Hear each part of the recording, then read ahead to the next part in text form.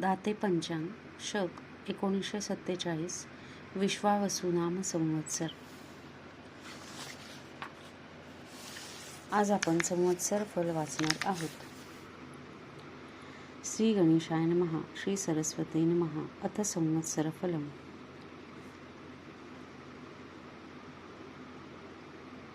सजयति सिंदूरवदनो देवो यत्पादपङ्कजस्मरणं वासरमणिरिव तमसां राशीं नाशयति विघ्नानां. प्रारंभी श्री गजाननाचे स्मरण केले असता सूर्योदय होताच ज्याप्रमाणे तिमिर समूहांचा नाश होतो त्याप्रमाणे सर्व विघ्नांचा नाश होतो. तो सिंदूरवदन देव उत्कर्ष पावत आहे. नत्वा गणपतीं खेटान ब्रह्म विष्णू शिवात्मकान संवत्सर फलम वक्षे सर्व कामार्थ सिद्धये. सर्व कार्याची सिद्धी होण्याकरिता श्री गणपती ब्रह्मा विष्णू आणि महेश्वर यांना नमस्कार करून संवत्सर फल सांगतो. नूतन वर्ष संवत्सर सुरू होते त्या दिवशी घरोघर ध्वज व तोरणे उभारावीत. मंगल स्नान अभ्यंग करून ब्राह्मणासह देवांची व गुरुची पूजा करावी. स्त्रिया व मुले यांना वस्त्रालंकारांनी भूषित करून उत्साह करावा. ज्योतिषाचा सत्कार करून त्याचकडून वर्षफल श्रवण करावे, म्हणजे हे वर्ष लाभप्रद होईल. प्रथम मंगल स्नान करून अमृतापासून उत्पन्न झालेल्या कडुनिंबाच्या कोवळ्या पानांचे चूर्ण करून पुढे सांगितल्याप्रमाणे भक्षण करावे, म्हणजे व्याधींचा नाश होऊन सुख, विद्या, आयुष्य व लक्ष्मी संपत्ती ही प्राप्त होतात. मिरे, हिंग, मीठ, ओवा व साखर यांसह पुष्पासहित कडुलिंबाच्या कोवळ्या पानांचे चूर्ण चिंचेत कालवून रोगशांती होण्याकरिता भक्षण करावे. पंचांगस्थ गणपतीचे ब्राह्मण व ज्योतिषी यांचे पूजन करून याचकांना यथाशक्ती दानादिकांनी संतोषवून मिष्टान्न भोजन घालावे. नाना प्रकारची गीते, वाद्ये व पुण्यपुरुषांच्या कथा ऐकून दिवस घालवावा, म्हणजे संपूर्ण वर्ष सुखाने जाते. राजाचे फल श्रवण केले असता वैभव अचल होते. प्रधानाचे फल श्रवण केले असता कुशलता प्राप्त होते. अग्रधान्येशाचे फल श्रवण केले असता लक्ष्मी स्थिर होते. मेघाधिपतीचे फल श्रवण केले असता वाणी सुरस होते. रसाधिपतीचे फल श्रवण केले असता धार्मिक बुद्धी स्थिर होते. पश्चात धान्याधिपतीचे फल श्रवण केले असता दीर्घायुष्य प्राप्त होते. चैत्रे पुण्यमये वसंत समये नव्यम फलम वार्षिकम नित्यम यहा शृणुयाद भौग दलनम चार्युर्यश श्रीकरम. वेधा विष्णुहरो रवींदुमहिजा सौम्यो गुरु भार्गवो मंदो गु सशिखश्च शत्रुदलनम कुर्वन्तु सर्वे ग्रहाः. प्रतिवर्षी वसंत ऋतूत पुण्यकारक अशा चैत्र महिन्यात नवीन वर्षफल श्रवण केले असता पातकांच्या ओघांचा नाश होऊन आयुष्य, यश व लक्ष्मी यांची वृद्धी होते. ब्रह्मा, विष्णू, महेश, रवी, चंद्र, मंगळ, बुध, गुरु, शुक्र, शनी, राहू व केतू हे सर्व शत्रूंचा नाश करत. वर्ष प्रतिपदेच्या दिवशी जे भक्तिपूर्वक संवत्सर फल श्रवण करतात ते रोग, दुःख व दारिद्र्य रहित होऊन आनंदाने व धनधान्यांनी युक्त होतात. सूर्य तुमच्या आरोग्याची वाढ करो. चंद्र यशाची, मंगळ ऐश्वर्याची, बुध बुद्धीची, गुरु हा गौरवाची व शुक्र कोमल वाणीची वाढ करो. शनी आनंद व राहू बाहुबल देवो आणि केतू तुमच्या कुलाची उन्नती करो. तिथीच्या श्रवणाने वैभव स्थिर होते. वाराच्या श्रवणाने दीर्घायुष्य प्राप्त होते. नक्षत्र श्रवणाने केलेल्या पापांचा नाश होतो. योगाच्या श्रवणाने वियोग नाश होतो. कर्णाच्या श्रवणाने सर्व इच्छा पूर्ण होतात.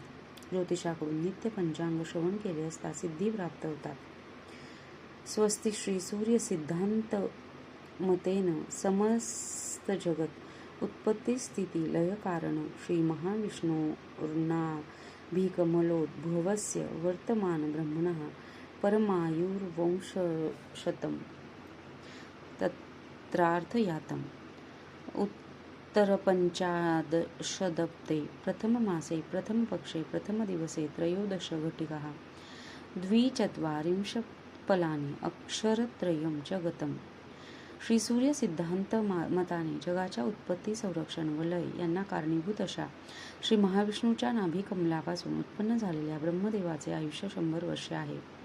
त्यापैकी 50 वर्ष होऊन गेली. सांप्रत 51व्या वर्षाच्या पहिल्या महिन्याच्या पहिल्या पक्षाच्या पहिल्या दिवसाच्या घटिका 13 पळे 42 आणि 3 अक्षरे होऊन गेली. 4 युगे 1000 वेळा येऊन गेली म्हणजे ब्रह्मदेवाचा एक दिवस होतो. तेवढ्याच लांबीची त्याची एक रात्र असते. ब्रह्मदेवाच्या एका दिवसात 14 मनु होतात.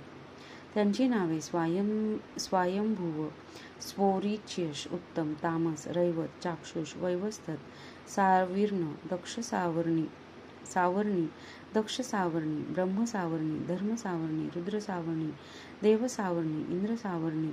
त्या एक मनुत महायुगे होतात. एका महायुगाची वर्षे 43,20,000 होत आहेत. याप्रमाणे चाक्षुषपर्यंत होऊन गेले. चालू असलेले वैवस्वत मन्वंतर 7वे आहे. वैवस्वत मन्वंतरातील 27 महायुगे जाऊन 28वे महायुग चालू आहे. कृतयुगाची वर्षे 17,28,000, त्रेतायुगाची वर्षे 12,96,000, द्वापार युगाची वर्षे 8,64,000, सांप्रत चालू असलेल्या कलियुगाची वर्षे 4,32,000. तन्मध्ये षट शककर्तारः आदौ इंद्रप्रस्थे युधिष्ठिर शकः चतुश्चत्वारिंशदधिकत्रिसहस्रयुताब्धाः. द्वितीय उज्जयिन्यां विक्रमसंवत्सर 18,000 चतुर्थो वैतरिण्यां विजयाभिनन्दनस्तस्य शकः 10,000 पंचमो गौडदेशे धारातीर्थे नागार्जुनस्तस्य शकः 4,00,000 षष्ठः करवीरपत्तने कर्णाटके कल्क्यावतारः तस्य शकः 1,000,000 कलियुगामध्ये 6 शककर्ते आहेत. प्रथम इंद्रप्रस्थात युधिष्ठिर धर्मराज झाला. त्याचा शक 3,044 वर्षे. दुसरा उज्जयिनीत विक्रम झाला. त्याचा शक 135 वर्षे. तिसरा पैठण येथे शालिवाहन. त्याचा शक 18,000 वर्षे. चौथा वैतरणी नदीचे काठी विजयाभिनंदन होईल. त्याचा शक 10,000 वर्षे. पाचवा गौड देशात धारातीर्थी नागार्जुन होईल. त्याचा शक 4,00,000 वर्षे. सहावा कोल्हापूर प्रांतात कल्की होईल. याचा शक 821 वर्षे. कलियुगाच्या एकंदर वर्षातून 5,126 वर्षे मागे पडली व 4,26,874 वर्षे शिल्लक आहेत. आता स्वस्ती श्रीमन रूप विक्रमार्क समयातीत संवत 2081 अनल नाम संवत्सरे मारवाडी या संवत 2082 पिंगल नाम संवत्सरे तथा श्रीमंत नृप शालिवाहन शके 1947 विश्वावसुनाम संवत्सरे राजा रविः मंत्री रविः कोशाधिप बुधः मेघाधिपः रविः पूर्वसस्याधिपः बुधः सेनादुर्गयोरधिपः शनिः छत्रधन क्षेत्राणामधिपः भौम रसाधिपः शुक्रः आज्ञाधिपः रविः मध्यपश्चाज्ञाधिपः चंद्र निरशेष बुधः व्यापारफलखेटकः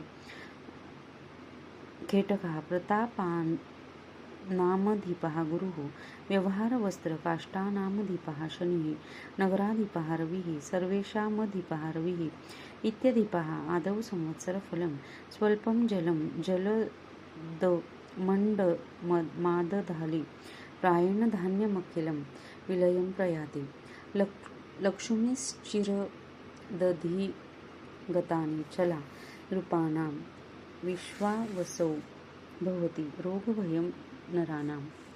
या विश्वावसुनाम संवत्सरात पाऊस थोडा पडेल, पिकांची आणेवारी कमी राहील, रोगराई वाढेल, धनसंपत्ती कमी होईल. राजादी फलांची व्यवस्था. राजाचे फल सौराष्ट्र, काठेवाड, पंजाब, उत्तर प्रदेशाच्या ईशान्य भाग, वराड, विदर्भ, दिल्लीचा पूर्वेकडील प्रदेश आणि पाटणा इत्यादी ठिकाणी. प्रधानाचे फल बंगाल प्रांतामध्ये, मेघाधिपतीचे फल बिहार व जबलपूरचे बाजूस, तसेच गंगेच्या दक्षिणेस व गंगा आणि शोण यांच्या संगमाच्या पूर्वेस. धान्यस्वामींचे फल गुजरातमध्ये, आद्रा प्रवेशाचे फल विंध्य पर्वताच्या दक्षिण भागी, रसाधिपतीचे फल कोकण, मध्य प्रदेश आणि राजस्थान यांमधील भूभाग, अर्धेशाचे फल आंध्र प्रदेशात, सेनेशाचे फल पंजाब व काश्मीरमध्ये, निरशेषाचे फल दिल्ली व पंजाबच्या उत्तरेकडील प्रदेश, फलाधिपतीचे फल गुजरात व सौराष्ट्रामध्ये राजा रवी असल्यामुळे धान्य, फुले, फळे कमी पिकतील. चोरांची भीती वाढेल, पाणी कमी मिळेल, रोगराई वाढेल. मंत्री रवी आहे म्हणून पाणी आणि धान्य कमी मिळेल. महागाई वाढेल, रोगराई आणि चोर यांमुळे लोकांमध्ये भीती निर्माण होईल. मेघाधिप रवी असल्याने पाऊस तुरळक पडेल, धान्य आणि फुले कमी मिळतील. चोर, उंदीर व रोगराई यांपासून लोकांना त्रास होईल. खरीपाचा स्वामी बुध असल्याने पाणी विपुल प्रमाणात मिळेल. धनधान्य आणि संपत्ती वाढेल. लोक सुखी व समाधानी राहतील.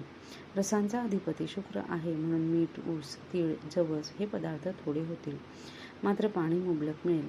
रब्बीचा स्वामी चंद्र असल्याने पाऊस चांगला पडून दूध, फुले, फळे यांची समृद्धी येईल. लोकांची संपत्ती वाढेल. निरसांचा अधिपती बुध असल्याने पाचू वगैरे रत्ने व कडधान्य विपुल होतील. आद्रा प्रवेश 12 रविवारी 22 जून 2025 रोजी सकाळी 6:15 वाजता सूर्य आद्रा नक्षत्रात प्रवेश करतो. त्याचे फल लोकांमध्ये सुख समाधान वाढेल. जनावरांना त्रास होईल, रोगराई वाढेल. यावर्षी नीलक नावाचा मेघ असल्याने पाऊस चांगला पडून धनधान्य मुबलक होईल. लोक आनंदी राहतील. यावर्षी वासुकी नावाचा नाग असल्याने पर्जन्यमान चांगले राहील. पिके चांगल्या प्रकारे येतील. पशुपालक यम आहे म्हणून पाऊस कमी पडेल. गवत, चारा कमी होईल. जनावरांना उपद्रव होईल. लोक दुःखी होतील. मेघनिवास परिटाचे घरी असून रोहिणी नक्षत्र तटावर पडले आहे, त्यामुळे पाऊस पुष्कळ पडेल. धनधान्यांची समृद्धी होईल. यावर्षी 2 आढक म्हणजे पर्जन्यमान साधारण असून त्यापैकी 6 भाग नद्या व पर्वत यांवर आणि 4 भाग भूमीवर याप्रमाणे इंद्रवर्षाव करील. तिथीच्या श्रवणाने लक्ष्मी प्राप्त होते. वाराच्या श्रवणाने आयुष्याची वृद्धी होते. नक्षत्राचे पातक जाते. योगाने रोगाचे निवारण होते. कर्णाच्या श्रवणाने चिंतित मनोरथ सिद्ध होते. सर्वांच्या श्रवणाने नित्य गंगा स्नानाचे फल मिळते. हे शुभकारक वर्षफल संवत्सर आरंभाच्या दिवशी जे भक्तीने श्रवण करतील ते वर्षभर सुखी होतील. इति संवत्सर फलम संपूर्णम. श्री गजाननार्पणमस्तु. शुभम भवतु. धन्यवाद.